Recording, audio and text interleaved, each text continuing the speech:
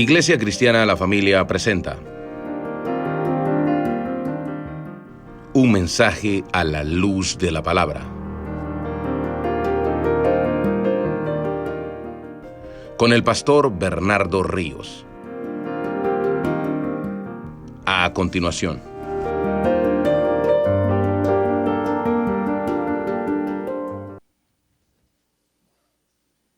Gloria a Dios, amén. Estoy haciendo un poquito de tiempo porque los hermanos siguen ministrando la ofrenda, entonces. Pero los que ya tienen, hermanos, el Evangelio de Juan en el capítulo 2.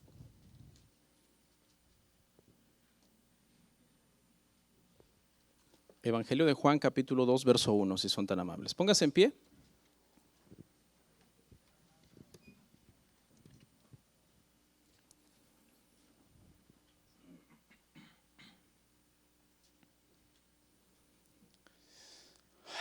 Gloria a Dios. Evangelio de Juan, capítulo 2, verso 1, vamos a leer hasta el 12. Puestos en pie si son tan amables. Al tercer día se hicieron unas bodas en Caná de Galilea y estaba allí la madre de Jesús. Y fueron también invitados a las bodas Jesús y sus discípulos. Y faltando el vino, la madre de Jesús le dijo: no tienen vino. Jesús le dijo: ¿qué tienes conmigo, mujer? Aún no ha venido mi hora. Su madre dijo a los que servían: haced todo lo que os dijere.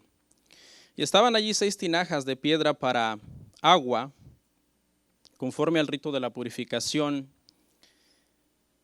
de los judíos, en cada una de las cuales cabían 2 o 3 cántaros. Jesús les dijo: llenad estas tinajas de agua, y las llenaron hasta arriba. Entonces les dijo: sacad ahora y llevadlo al maestresala. Y se lo llevaron. Cuando el maestresala probó el agua hecha vino, sin saber de dónde era, aunque lo sabían los sirvientes que habían sacado el agua, llamó al esposo. Le dijo: todo hombre sirve primero el buen vino, y cuando ya han bebido mucho, entonces el inferior. Mas tú has reservado el buen vino hasta ahora. Este principio de señales hizo Jesús en Caná de Galilea y manifestó su gloria. Y sus discípulos creyeron en él. Después de esto descendieron a Capernaum, él, su madre, sus hermanos y sus discípulos, y estuvieron allí no muchos días. Vamos a orar. Te doy gracias por tu palabra, Señor. Ayúdame a predicarla el día de hoy. Dame sabiduría. Dame entendimiento. Prepara el corazón de mis hermanos para oírla, atesorarla, Padre, y obedecerla. Ponemos este tiempo, Señor, en tus manos, y gracias por la oportunidad de predicar tu bendito evangelio, Padre, de la gracia, que es para salvación y vida eterna de nuestras almas. Amén. Amén. Pueden sentarse, hermanos, muy amables. Llegamos al capítulo 2 del Evangelio de Juan. Estamos en una serie, hermanos, que hemos titulado El Evangelio de Juan. Y pues como verán, ya llegamos al capítulo 2.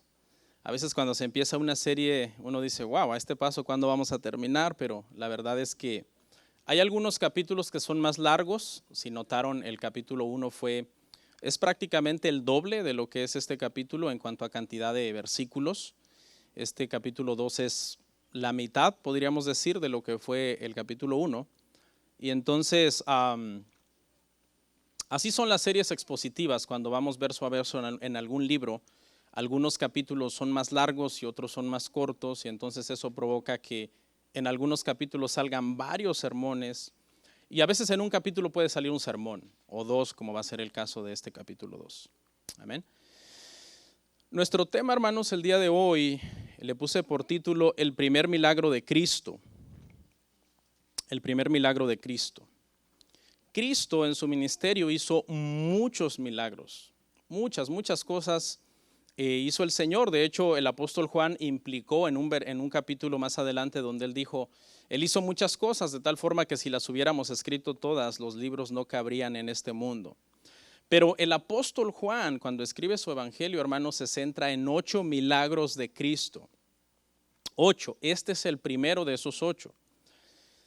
¿Por qué? ¿Por qué se centra en 8 y no en todos? Yo creo que para que respondamos esta pregunta debemos saber que el propósito del evangelio de Juan es doble, ¿no?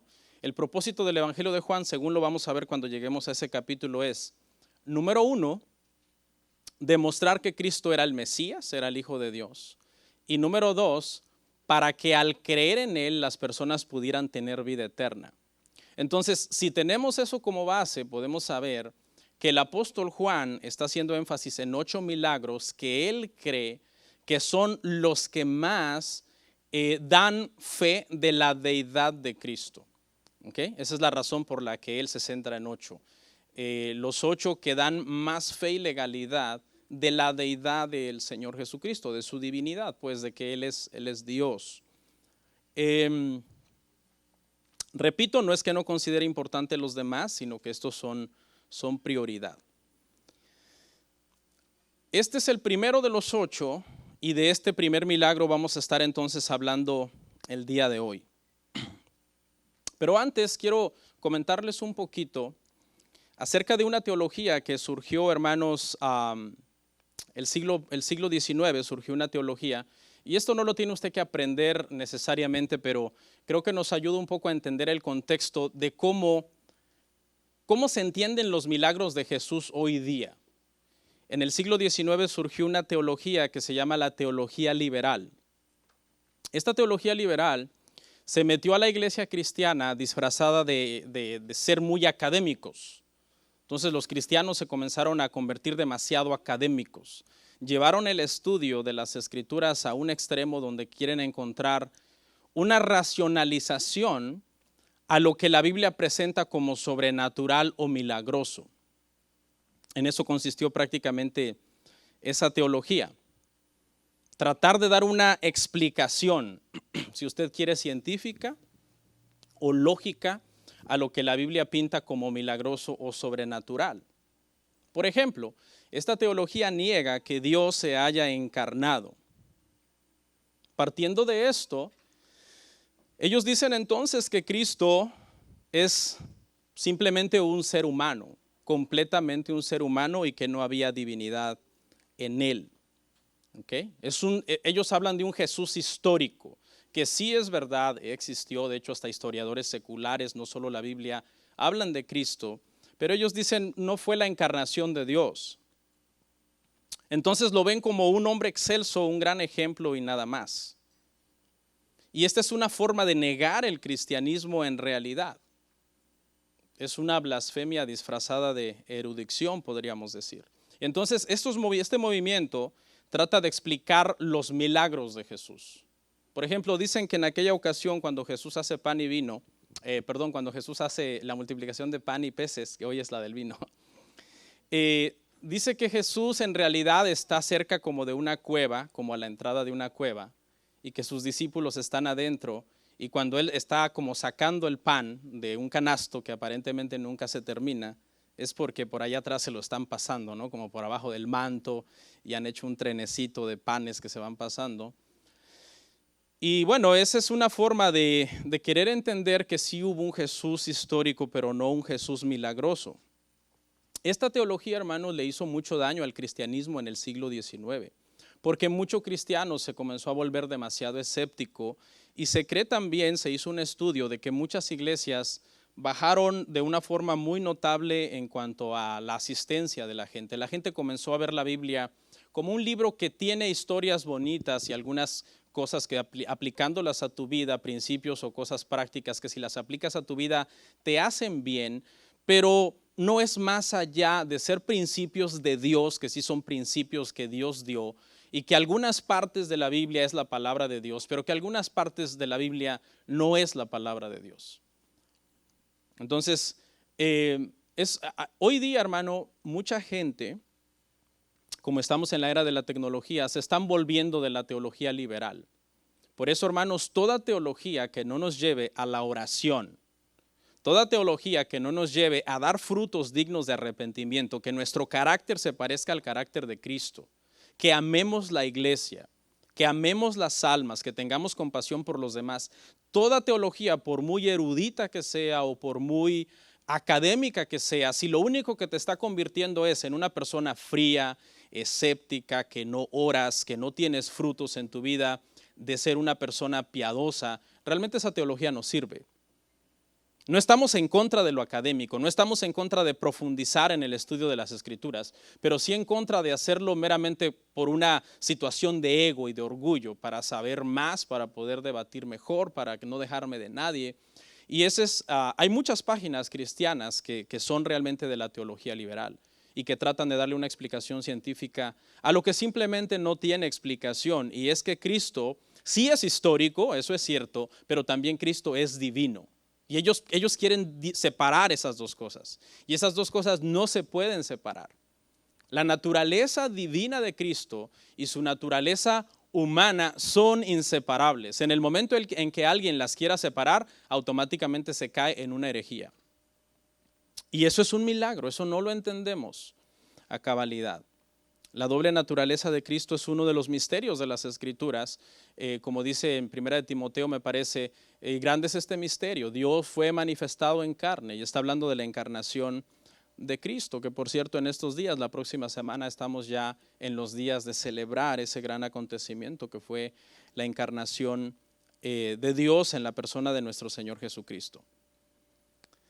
Entonces, ahora que hemos hablado esto, entonces nosotros caemos dentro de la categoría de personas que creemos que la Biblia sí es la palabra de Dios, que relata cosas sobrenaturales, que cosas que la Biblia enseña que son milagros simplemente no tienen una explicación racional para nosotros, pero las creemos en fe porque creemos que la Biblia es la palabra de Dios y esa es nuestra fe. Aunque alguien te diga, pero a ver, explícame, ¿cómo es eso que cada átomo de agua se convirtió en vino? No, yo no lo sé. ¿No? Ese es el milagro que vamos a ver el día de hoy. Vamos al verso 1. Al tercer día se hicieron unas bodas en Caná de Galilea y estaba allí la madre de Jesús. Este tercer día no lo voy a analizar mucho, es un indicador de tiempo. Venimos ya desde el capítulo 1 indicando tiempo, al día siguiente, al día siguiente, al día siguiente. Este tercer día es 3 días después del pasaje donde Felipe llama a Natanael. Para eso usted tiene que ver los temas, todos los temas del capítulo 1. Esto sucedió 3 días después entonces de que Felipe llamó a Natanael, usted se acuerda, sucedió esto, ¿ok? Si usted se recuerda, venimos arrastrando días desde el día 1, cuando la delegación de religiosos vinieron a entrevistar a Juan el Bautista, y luego hubo una serie de 3 días en ese proceso hasta el día en que Felipe llama a Natanael, y luego hay 3 días más ahora para que se suscite este milagro, el primer milagro de Jesús en Canaán. Entonces, por eso hemos dicho que este lapso que hemos estado viendo es como una semana. Todo esto pasó más o menos en una semana, si partimos desde el día 1, cuando la delegación de religiosos vinieron a entrevistar a Juan el Bautista y preguntarle, ¿eres tú el Cristo? ¿Ok? Caná de Galilea actualmente, hermano, no se ubica exactamente en un mapa en Jerusalén, en Israel. Hay unas ruinas que se llaman Kirbet Cana, que se cree que pueden ser el Caná del que está hablando acá. Unas ruinas que están 15 kilómetros al norte de Nazaret. Este lugar es importante porque Jesús no solamente hizo aquí su primer milagro, sino que también hizo el segundo. Los primeros 2 milagros que Jesús hizo, los hizo en Caná. Eso lo vamos a ver cuando lleguemos al capítulo 4. En el verso 54, Jesús hizo su segunda señal ahí, que consistió en sanar el hijo de un rico, de un noble, de un hombre importante. Le sanó a su hijo. Bueno, dice que se hicieron unas bodas, y para poner un poco en contexto, las bodas, hermanos, en el siglo I eran un acontecimiento muy importante. La celebración podía durar hasta una semana. Imagínense, había que tener mucho dinero para hacer este tipo de eventos. Se cree que se ahorraba toda la vida prácticamente para hacer este tipo de fiestas. Y tradicionalmente, hermanos, en el siglo I, la boda era pagada, hermano, por los padres de la novia. Perdón, era pagada por los novios, hoy es que es pagada por los padres de la novia. Entonces, en aquel entonces sí era de verdad, ¿no? Que los novios trabajaban fuerte para pagar las bodas de sus esposas. Hoy día los que tenemos varias hijas, pues hay que comenzar a ahorrar, porque el estilo americano, por lo menos en nuestro ambiente donde vivimos, es que los padres pagamos las bodas de nuestras hijas y aparte el que está saliendo sin gastar nada se las va a llevar. Entonces, en este sentido yo prefiero ser bíblico, hermanos, y no según la cultura, no según la cultura de nuestros días, hermano. Seamos bíblicos porque eran entonces en el siglo I los hombres, los esposos, los que pagaban por la boda. ¿Ok? La boda, hermano, era el periodo final de un tiempo que había durado el compromiso. O sea, el compromiso se hacía y luego de allí, todo ese tiempo, esa pareja que ya estaba comprometidos, eran considerados legalmente esposos, pero todavía no habían llegado a la intimidad. ¿Ok? Todo ese periodo de espera, desde el día del compromiso, se culminaba con la boda, que consistía entonces como en una semana de fiesta. Pero un dato curioso que tenemos que entender en el contexto del siglo I es que los que estaban comprometidos para casarse ya se les consideraba legalmente esposos. Y aunque no se había llegado a la boda, para disolver esta relación, tenían que por fuerza haber un divorcio. Ese es el contexto en el que está José y María, ¿se acuerda? Que dice que él todavía no la había conocido, no había tenido relaciones con ella porque no había llegado la boda. Sin embargo, dice que él no la quiere desprestigiar públicamente y se trata de divorciar de ella en secreto. Y tú te preguntas, si no estaban casados, ¿por qué se está tratando de divorciar de ella? Y la razón es esta, porque desde el momento en que se comprometían, ya se consideraban entonces legalmente un matrimonio. ¿Ok? Y en esta fiesta de la que estamos hablando, en esta boda, estaba allí, dice ese verso, la madre de Jesús.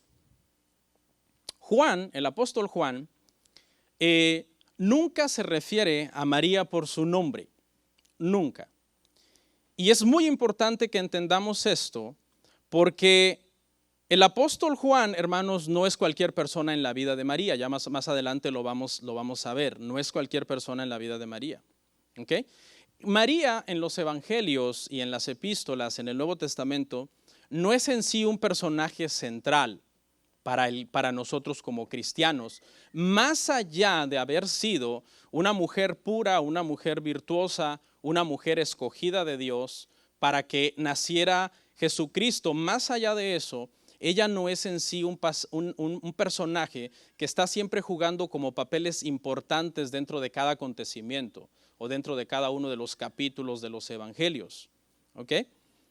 Se cree que la razón por la que María está ahí es porque las personas que se están casando en esta boda, se cree que son amigos o que son familiares y que ella está más ahí que como invitada. Hay una cierta responsabilidad de ella en esta boda. Los eruditos siempre han dicho esto, que esta es la postura de María en este pasaje. Ella está ahí, pero más que invitada tiene una cierta responsabilidad de ayudar a la familia del novio en la celebración. Hay quien lo ha llevado al extremo, ¿no? Por ahí un pastor que dijo que hasta tenía una vinatería, decimos los mexicanos, y que ella era la que se encargaba de proveer el vino para esa boda, etcétera. Pero no es cierto.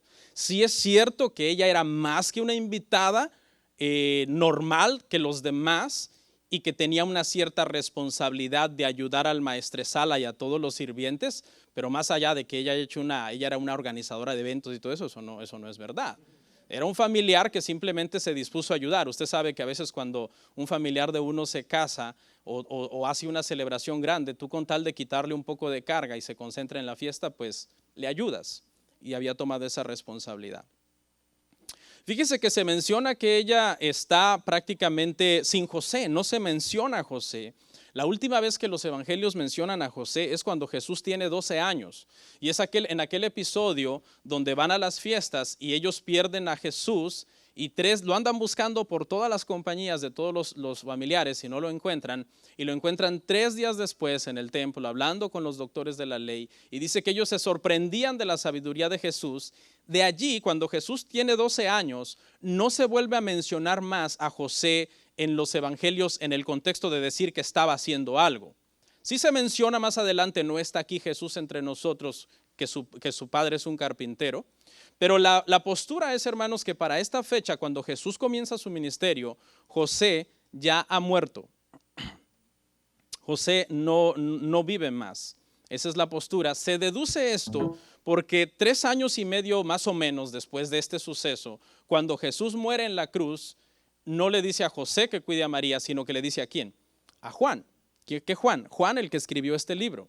Por eso le digo que cada vez que Juan el apóstol menciona a María, no es cualquier persona mencionando a María. Es un hombre que la recibió en su casa para cuidarla.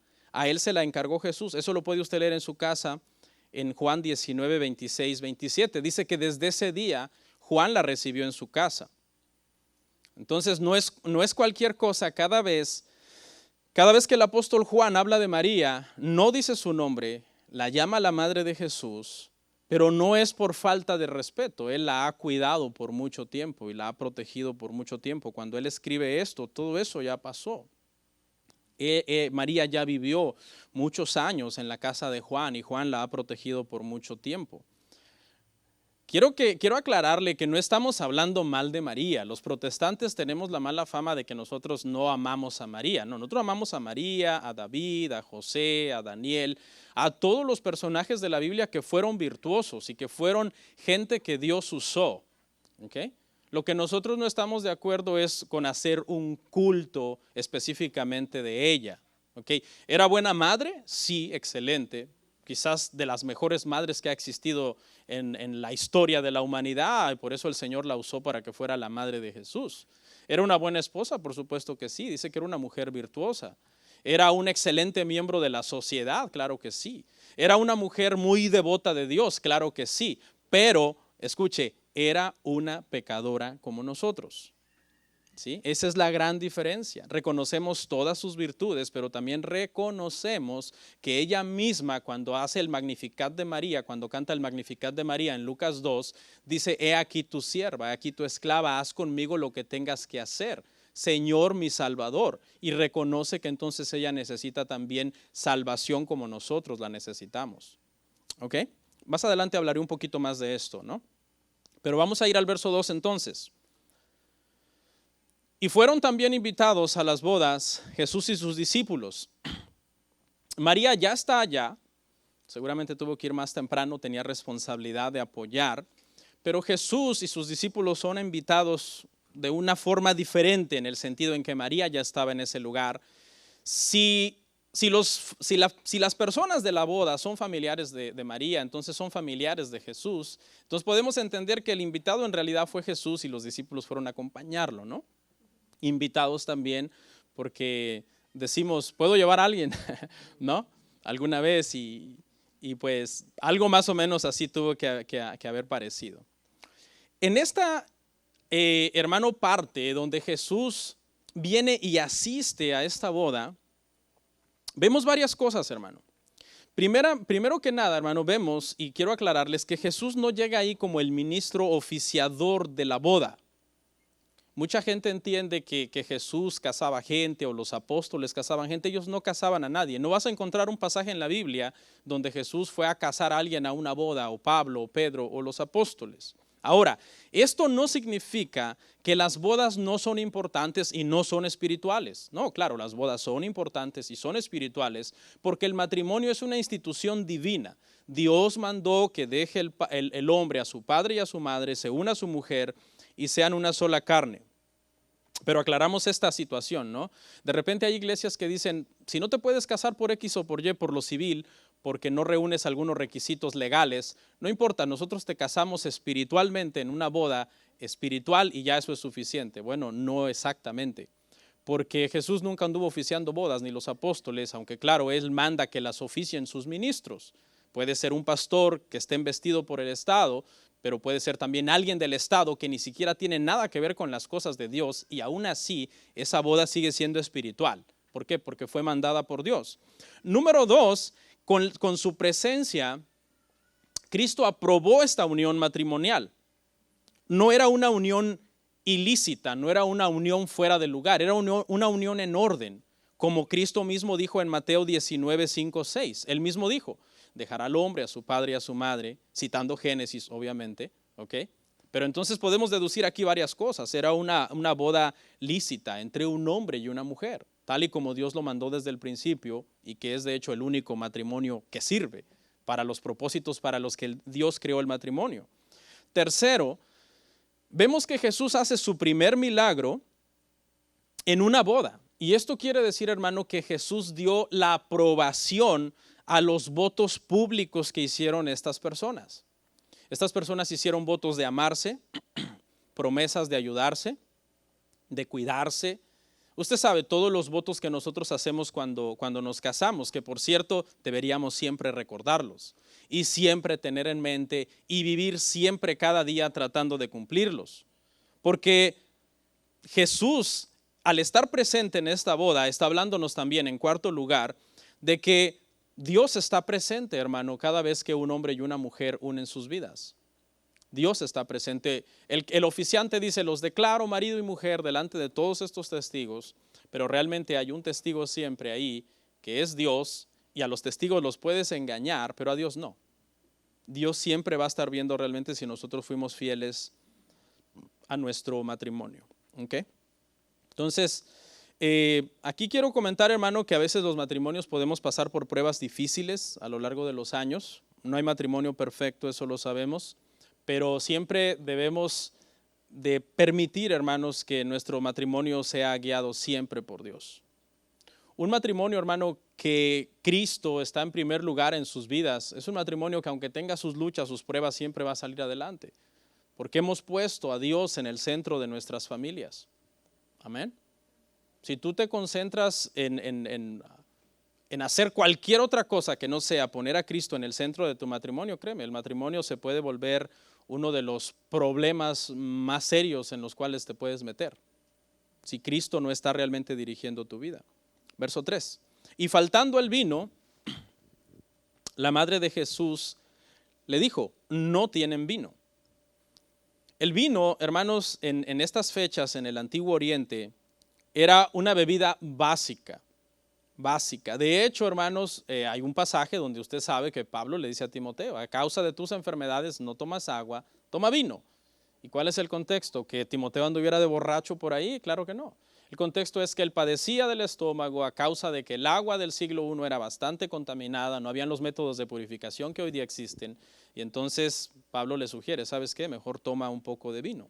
Porque la Biblia no prohíbe en sí tomar vino. ¿Qué es lo que la Biblia prohíbe? Lo que la Biblia prohíbe es la embriaguez, ¿sí? El problema con el siglo I era que no existían los métodos de refrigeración que existen hoy. Y en esos climas desérticos, el vino tendía a fermentarse fácilmente. Y entonces, ¿cómo le hacían para no terminar embriagados? Bueno, se cree que la gente que de verdad era temerosa de Dios cuando participaba del vino en aquel entonces, diluían el vino con agua. Lo diluían para no terminar, obviamente, ¿verdad?, ebrios, porque la Biblia, hermanos, prohíbe eso. La Biblia, cuando una persona toma y cada vez que toma acaba borracho, acaba embriagado, iba a decir, la Biblia dice, aléjate del vino. Eso es lo que la Biblia le dice a aquel que toma vino y se emborracha, aléjate del vino, no lo veas cuando rojea, no lo veas cuando está en la copa. Ese es el contexto entonces, hermanos, en cómo debemos entender esto. Le dijo la madre, no tienen vino. Y está haciendo el papel, ¿no?, del que estábamos hablando, está ayudando a supervisar que todo estuviera bien. Y ella no hace un milagro para convertir agua en vino, porque no puede, porque es un humano, 100% humano, como cualquier humano, como nosotros. Y va al único entonces que de verdad sí puede hacer milagros, que es Jesucristo. ¿Ok?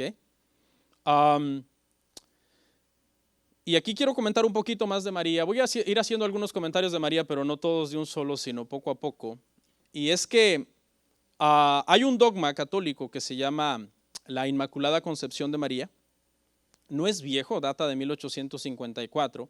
Y este dogma enseña que María nació siendo libre del pecado original, que nunca pecó en toda su vida, y que durante toda su vida el diablo, Satanás, los demonios, no la pudieron hacer nunca esclava de un pecado. Entonces esta doctrina es nueva y precisamente estas cosas son las que la elevan a ella a un nivel de divinidad. Luego hay 4 dogmas de María, hay otros 3 que es su perpetua virginidad, que nunca más tuvo otros hijos. Está su asunción corporal, que ella no fue enterrada ni nada, sino que ascendió corporalmente al cielo. Y la maternidad divina, que ahí sí hay unas medias verdades, ¿no? Porque entendemos que Cristo es Dios, pero tendremos que hacer un análisis ahí profundo de si realmente María es la madre de Dios, del Dios eterno, o es madre de Jesús, el Dios que se encarnó en la persona de Cristo. Pero bueno, eso es para otro día. Pero solamente quiero comentarles esto, hermano, y también quiero hacer énfasis en que debemos respetarla, ¿sí? Y debemos, como a cualquier otro personaje bíblico, decía yo hace un poco, tenerla en alta estima porque fue una sierva de Dios, ¿ok? Pero tenemos claro que este dogma es falso. Bueno, al menos yo lo tengo claro, porque después de estudiar las Escrituras, muchas veces nunca he encontrado algo que ratifique esto, que María fue sin pecado. Al contrario, ella misma se reconoce pecadora cuando ella reconoce entonces a Dios como su Salvador. Ahí en Lucas 2, ¿ok? María, hermanos, viene entonces a Jesús, que es el que puede hacer el milagro. No sabemos si está buscando un milagro. ¿Por qué? Porque entendemos por este pasaje que este es el primer milagro de Jesús. Si este es el primer milagro de Jesús, entonces María no ha visto más milagros de Jesús antes. Y si no ha visto más milagros de Jesús antes, la pregunta es entonces, ¿por qué ahora tendría ella que esperar un milagro? Podríamos responder diciendo que ella, más que nadie, María, más que nadie en el siglo I, escuche bien, sabía sin lugar a dudas que Jesús era un ser sobrenatural. Nadie más que ella lo sabía. Los apóstoles no tenían dudas, José se quería divorciar de ella, pero ella lo tenía claro. Ella sabía que no había estado con ningún hombre y que había sido cubierta por el Espíritu Santo y que la concepción había sido milagrosa y que el santo ser que se había formado en su vientre era hijo de Dios. Entonces podemos deducir en base a esto que quizás aunque ella nunca ha visto un milagro de Jesús, dice, Él lo puede hacer, porque Él es el hijo de Dios. Él no era el hijo biológico de José. José era el padre legalmente en papel por ser padre adoptivo, pero Cristo es el hijo de Dios. Terminarse el vino en el siglo I era un problema muy serio. De acuerdo a los estudiosos, hermano, dice que podía arruinar tu reputación de por vida. Si tú hacías una fiesta y se te terminaba el vino.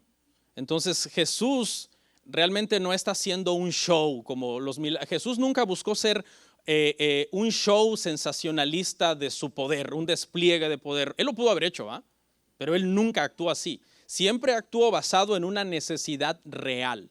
La necesidad era real, el problema era real, hacía falta vino, podía afectar tremendamente a esta familia por el resto de su vida. Y vemos a Jesús siempre actuando de acuerdo a una necesidad. Los cojos no podían caminar, tenían necesidad de caminar y Él los sanaba. Los ciegos no podían ver, tenían necesidad de ver y Él los hacía ver. Los leprosos no había otra cosa que los pudiera limpiar. No existía ninguna cura para la lepra, era incurable. Él los tocaba y los limpiaba. Alguien podría decir, ¿y qué de aquella vez que caminó sobre el agua? ¿No fue eso un show sensacionalista? Bueno, si lees el pasaje, número 1, lo hizo de madrugada, cuando todo el pueblo estaba dormido. Y número 2, lo único que lo hizo fue para disipar las dudas que había en el corazón de sus discípulos, y por eso es que lo hace precisamente solo delante de ellos. No lo podían creer. Un fantasma gritaron y se llenaron de miedo. Pero Él estaba demostrando entonces su deidad. Verso 4. Jesús le dijo, ¿qué tienes conmigo, mujer? Aún no ha venido mi hora. ¿Qué tienes conmigo, mujer? Es seguro que Jesús era un hombre muy respetuoso y que durante toda su niñez o infancia siempre le habló con mucho respeto a María y la llamaba mamá. Pero aquí este día es clave en la vida de Jesús, porque este día comienza el desprendimiento de Jesús, el hijo de María, y comienza el ministerio del Mesías, no dado solo a María, sino dado al mundo entero. Dejaba de ser entonces solamente Jesús, el hijo de María, se convertía entonces en Jesús, el Cordero de Dios que quita el pecado del mundo. Por eso es crucial, y no encontramos un pasaje de hecho donde Jesús la llame madre, sino que la llama mujer. No fue una falta de respeto, pero sí marcó entonces una línea, un antes de que comenzara mi ministerio y un después ahora que va a comenzar mi ministerio. Las relaciones terrenales de Jesús ya no iban a determinar su agenda, porque su agenda ahora era una agenda divina. Él dijo, todo lo que el Padre me dijo que yo haga y que yo diga, eso haré.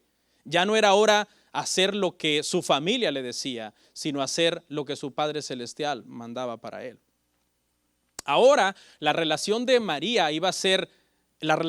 con Jesús iba a ser María con su Mesías. María con su Salvador, María con el Cristo, el Hijo del Dios viviente, el que iba a morir por ella en la cruz del Calvario para que le fueran perdonados sus pecados. Ya no era una relación así de María y mi hijo. ¿Okay? Eso lo vemos en Isaías 9:6, donde dice que hijo nos es dado, y habla de plural. Nos es dado a todos los que vamos a venir a creer en Él y a ser salvos entonces por medio de su sacrificio. Dice Jesús en ese pasaje, aún no ha venido mi hora. Y si no entendemos esta expresión, pareciera que hay una contradicción, porque pareciera que Jesús le está diciendo, no voy a hacer el milagro, y cuando sigues leyendo lo hace. Entonces, ¿qué es?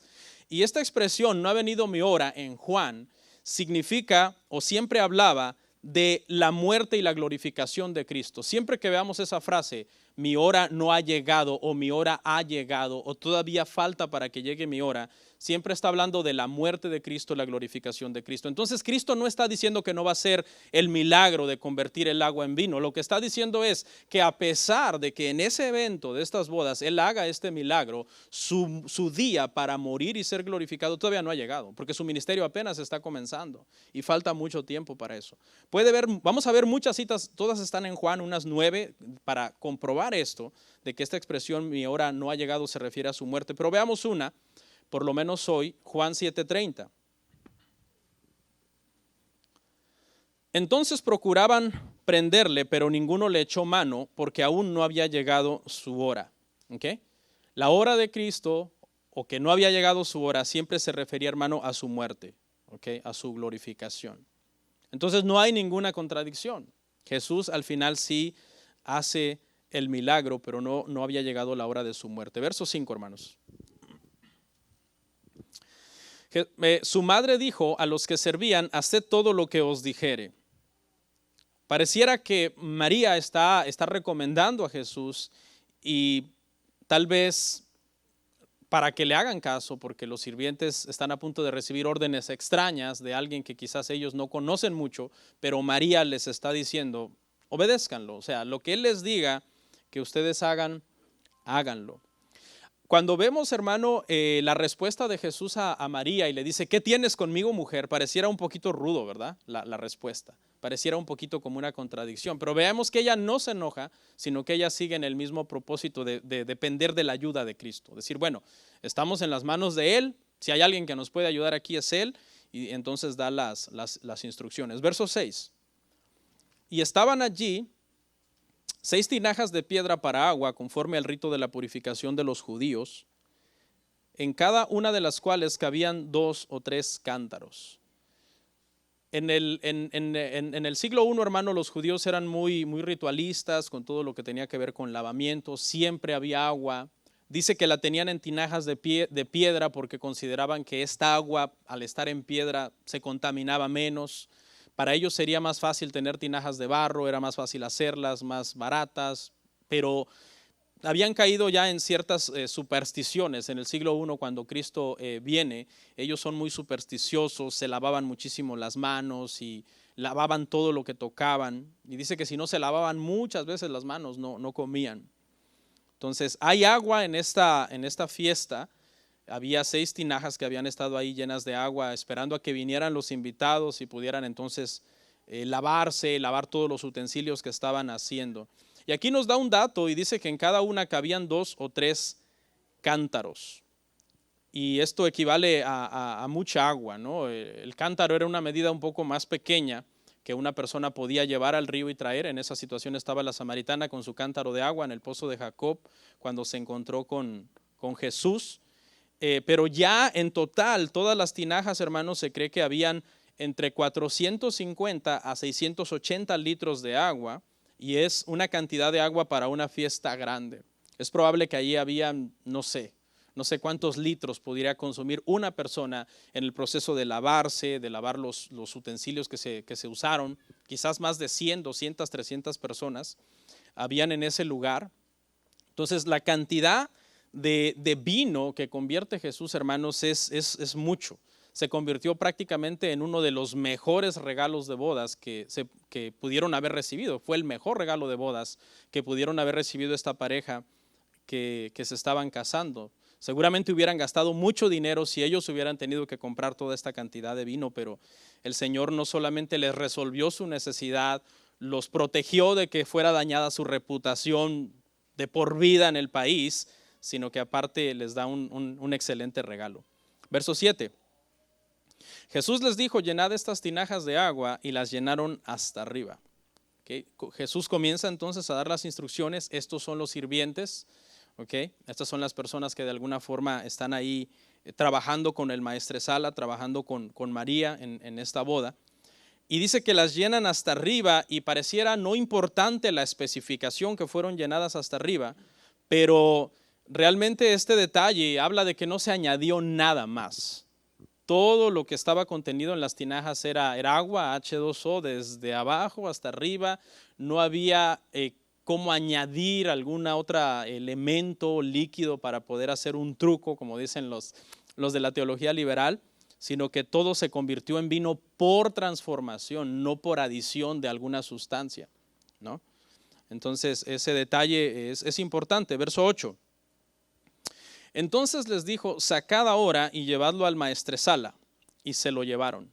Este era un experto en vino, ¿no? Un experto en organizar la fiesta, en tener todo bajo control. Y se la llevan a él, que es el encargado principal. Él tenía que aprobar si lo que estaban a punto de darle a todos los invitados reunía los estándares de calidad, si era bueno o no era bueno. Así que van entonces a buscar la aprobación de él para ver si este vino tiene la calidad necesaria. ¿Y cuál es la sorpresa? Bueno, lo vemos en el verso 9. Cuando el maestresala probó el agua hecha vino, sin saber él de dónde era, aunque lo sabían los sirvientes que habían sacado al agua, llamó al esposo. Cada gota, hermanos, de agua ahora era una gota de vino. Dice que él no sabía de dónde era. Realmente este vino hace unos minutos atrás era agua. Él no sabía eso. Pero al probarlo, su reacción es de llamar al esposo. Estaba ocupando entonces este hombre un lugar importante dentro de la fiesta. Tiene acceso al esposo, a los novios, y los llama. Veamos el verso 10. Mire lo que les dijo. Les dijo: todo hombre sirve primero el buen vino, y cuando hayan bebido mucho, entonces el inferior. Mas tú has reservado el buen vino hasta ahora. Eso fue lo que él pensó. Lo que él dijo: bueno, este novio ha hecho las cosas al revés. La realidad era otra. La realidad es que ya se le había acabado el vino bueno, el vino malo, y no tenía nada. ¿Sí? No tenía nada. Esa era la realidad. Quiero hacer unas aclaraciones acá, porque aquí en el verso 10 es el maestresala el que está hablando, no es Juan. ¿Okay? Juan, ¿qué está haciendo? Juan está escribiendo lo que el maestresala dijo.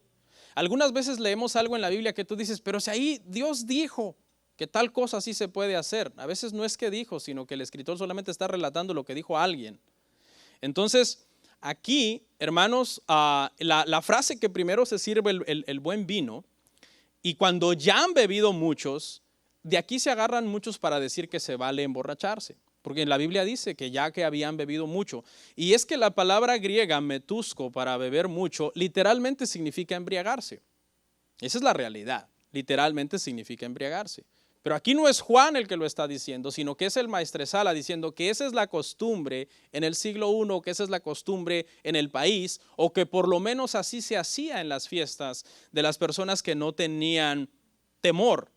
Eso es lo que él está describiendo. Él no está diciendo que ahí en donde está Jesús ya todos están borrachos y ahora todos están. Usted sabe cómo se ponen los borrachos de necios, decimos: yo quiero otra, y entonces Jesús tiene que hacerles el favor de hacerles más vino porque ellos quieren más.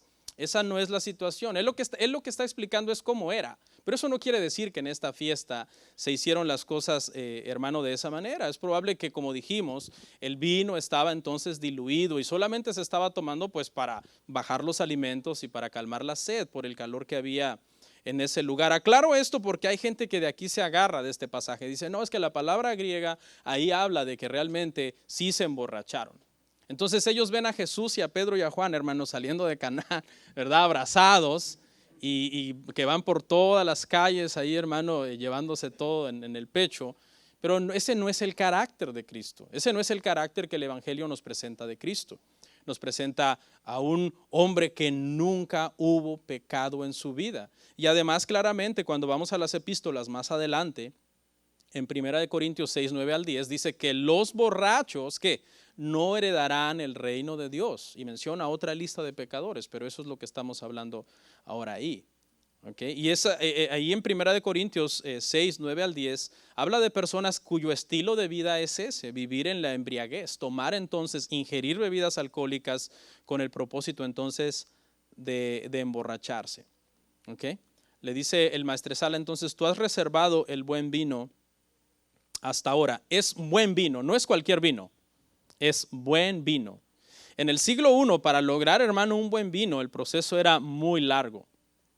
Era muy largo. Tenía que procesarse la uva de un buen viñedo, donde había buena tierra, donde había buen sol, donde había tenido las cantidades de agua correctas, donde el viñador era un experto, donde el proceso de fermentación había sido ideal. Y eso tomaba tiempo para poder lograr un buen vino. Pero este vino es bueno desde el segundo cero en que es creado, porque es creado por Cristo, porque es creado por Dios. El maestresala nunca había probado un vino como este, por eso es que llama al esposo para decirle, ¿verdad? Lo que tú has hecho es como contrario a lo que se acostumbra. El pasaje no dice cuál fue la reacción del esposo, si el esposo le aclaró al maestresala que él ni sabía de dónde había salido ese vino. El pasaje no dice si a raíz de este milagro el maestresala, el esposo y toda la fiesta creyeron en Cristo, porque ese era el propósito. El propósito era demostrar que Él era el Mesías. No dice si fueron corriendo a darle gracias. No dice más. Pero pasamos al verso 11 entonces. Dice, este principio de señales hizo Jesús en Caná de Galilea y manifestó su gloria y sus discípulos creyeron en Él. ¿Okay?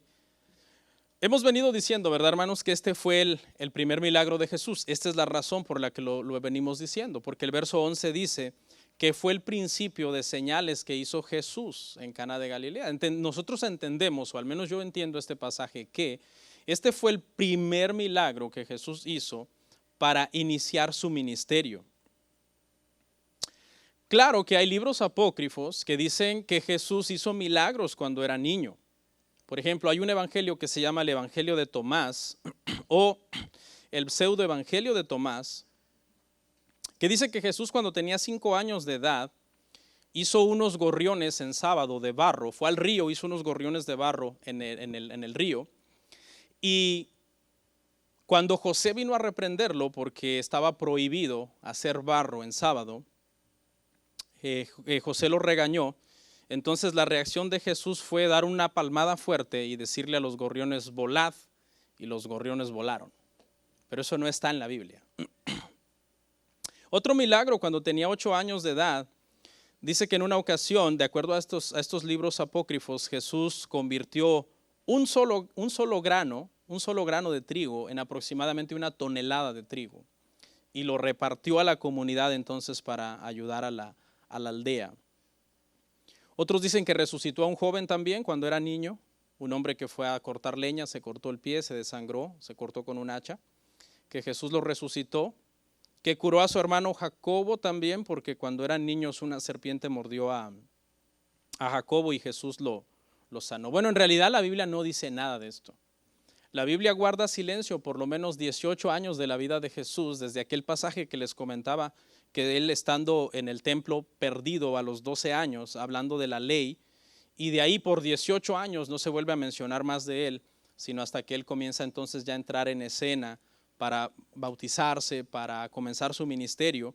Y estos 18 años, bueno, hay gente que dice, oh, fue a la India y allá aprendió a hacer magia. Y por eso cuando regresó a Israel hizo todas estas cosas que aparentaban ser milagros, pero que no lo eran. Entonces, la Biblia, hermanos, es un libro realmente sobrenatural. Esa es la explicación a los milagros, hermanos, del Señor. En este verso 11, hermano, vemos dos cosas que se lograron con este milagro. Dos cosas. Primero, manifestó su gloria, verso 11. Manifestó su gloria. Vea que sí, Jesús tiene compasión del necesitado, pero el milagro va más allá de satisfacer la compasión. O sea, Jesús ve a un paralítico en el estanque de Betesda, Juan 5, lo vamos a ver, y le duele verlo así, y el hombre tiene 38 años ahí sin poder caminar, y lo sana, y es un acto compasivo, pero detrás del acto compasivo también va que Jesús quiere mostrar su gloria. Jesús les está diciendo a todo el pueblo, yo soy el Mesías, yo soy el Hijo de Dios. Entonces este es el primer propósito. Y estos milagros fueron muestra inequívoca de que Jesús era Dios. Eso fue una muestra inequívoca en el siglo I. Pero ¿usted cree que los milagros hicieron que la gente creyera? Mucha gente no creyó en él. Mucha gente no creyó en él. Es más, vemos que la gente de las bodas, cuando Jesús sale de la boda, en el verso 12, solamente sale con su familia, sus discípulos y él. Nadie se fue siguiéndolo como diciendo, nos quedó claro, mostró su gloria, él es Dios, vamos a creer en él. Porque los milagros realmente no convierten el alma. Lo que nos convierte a nosotros es la fe en el evangelio. Es la palabra la que tiene el poder de transformar nuestras vidas, de santificarnos. ¿Ok? Ahora, ¿quiénes sí creyeron en él? Bueno, pues creyeron en él sus discípulos, ahí mismo. Esa es la segunda cosa que se logra con este milagro. Número 1, Jesús muestra su gloria. Los que no van a creer porque simplemente no es del que quiere ni del que corre, sino de quien Dios tiene misericordia. Pero quienes ya creyeron, de hecho, y que quiero explicar esto, simplemente confirman su fe. Esta parte no la vamos a entender, hermano, como que ahora creen, porque acuérdese que ellos creen en él desde que comienzan a andar con él. Y ellos, ¿qué le dijo Natanael? Rabí, tú eres el Hijo de Dios, tú eres el Rey de Israel. O sea, ellos creyeron. Esta parte lo que significa, hermanos, es que ellos confirmaron su fe, porque ellos, desde que Juan el Bautista les ha dicho, este es el Cordero de Dios que quita el pecado del mundo, ellos no han visto un milagro, pero ahora lo ven. Este es el primero que ven y ahora creen en una fe entonces más fuerte, más afirmada. Acuérdense, hermanos, que nuestra fe, para ser salvos, nosotros necesitamos una fe sincera. Sin fe sincera no se puede ser salvo, pero eso no significa que nuestra fe es perfecta. Nuestra fe no es perfecta. Por eso es que a veces, decíamos la semana pasada, podemos dudar. Le pasó a Juan el Bautista en su momento, cuando él sintió que lo que a él le estaba pasando no encajaba con lo que Jesús vino a hacer. Y al mismo Pedro, cuando él dijo, tú eres el Hijo de Dios, pero ¿cómo es que vas a ir a la cruz? Y aquí es entonces que tenemos que entender, hermano, que aunque creer en Cristo es algo súbito, para nacer de nuevo, ir entendiendo toda la misión de Cristo y el carácter de Cristo es un proceso. Es un proceso. Si usted me pregunta, pastor, ¿usted entiende todo escatológicamente de Cristo, su venida, su regreso, los tiempos? Yo no lo entiendo. Estamos en un proceso de seguir entendiendo muchas cosas. Claro, nuestra fe es sincera, pero seguimos entonces aprendiendo. ¿Ok? Eso le pasó, dijimos ya, a varias personas. Y por último, en el verso 12, hermanos, que es con el que vamos a terminar hoy, que solamente lo vamos a usar de transición para que la semana que viene, primero Dios, no estoy seguro si la semana que viene vamos a ver la parte 2 de este capítulo o voy a dar un tema especial de fin de año, no estoy seguro, ahí vamos a ver, pero entonces este verso lo leemos y con esto concluimos para hacer la transición a los versos que nos van a faltar de este pasaje. Dice que después de esto descendieron a Capernaum, él, su madre, sus hermanos y sus discípulos y estuvieron allí no muchos días. ¿Okay? Este es el primer milagro de Jesús. Atiéndame que no he terminado todavía. Mucha gente cuando hablamos del tema de milagros, hermano, a veces se lleva a un extremo o se lleva a otro. A veces se habla de milagros de una forma muy ligera. Llegas al parqueo del Walmart y encuentras un parqueo cerca de la puerta y dices, milagro. ¿Por qué milagro? Porque nunca encuentro un parqueo cerca de la puerta y hoy encontré uno, ¿no? Otra gente, o sea, pasamos de llamarle milagro a cualquier trivialidad a esperar un milagro donde, Señor, tú tienes que hacer un milagro poderoso donde el huracán que viene ordeno que se desvía para otro estado, O sea, y tenemos como un falso concepto y un concepto erróneo en sí de lo que es milagros. Pero nosotros, hermano, y quizás hay alguien aquí que necesita un milagro. Dice, hay alguien aquí, yo necesito un milagro en mi vida. ¿Ok? Pero poniendo en contexto, hermanos, el tema de los milagros, nosotros sabemos que el simple hecho de estar hoy aquí es un milagro. El simple hecho de que tengas oxígeno, de que tengas vida, de que tengas la oportunidad de estar en la casa de Dios. Muchas veces menospreciamos lo bueno que tenemos, anhelando lo que quisiéramos tener, y eso no es así. Dice que nuevas son sus misericordias cada mañana, tenemos vida, tenemos esperanza en Cristo. Ya estamos sentados con Cristo en los lugares celestiales, así nos ve el Padre a nosotros. Claro, en algún momento de nuestra vida quisiéramos que algo milagroso suceda en nuestra vida, algo que la ciencia no puede explicar, porque eso es un milagro, hermanos, déjeme decirle también. Hay gente que a veces a cualquier cosa le llama milagro, dice, una persona que tenía cáncer, quizás no en una etapa muy avanzada, y le dieron radiación y le dieron quimioterapia y todo eso, dice, se sanó milagrosamente. No, espérate, es que si le dieron radiación, quimioterapia y todo eso, entonces, no, milagrosamente es cuando no hay una explicación lógica. Entonces, muchas veces abusamos de este tema, hermano, de los milagros, pero en la soberanía de Dios sabemos que Dios tiene la última palabra. Sí, yo sé que hemos tenido un año bastante difícil, pero debemos de ser como la gente de la Biblia, hermano, cuando se enfrentó a cosas difíciles. Esperaban milagros de Dios, pero no dependían al 100% de ellos. Esther dijo, yo voy a entrar delante del rey y quizás él me atiende o quizás él me mata.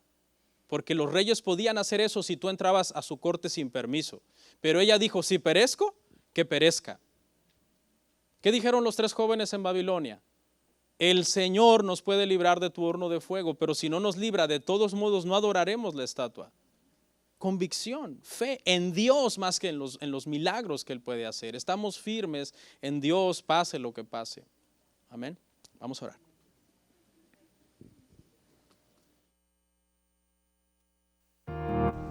Comparte, suscríbete, dale like. Gracias por tu sintonía. Hasta la próxima. Bendiciones.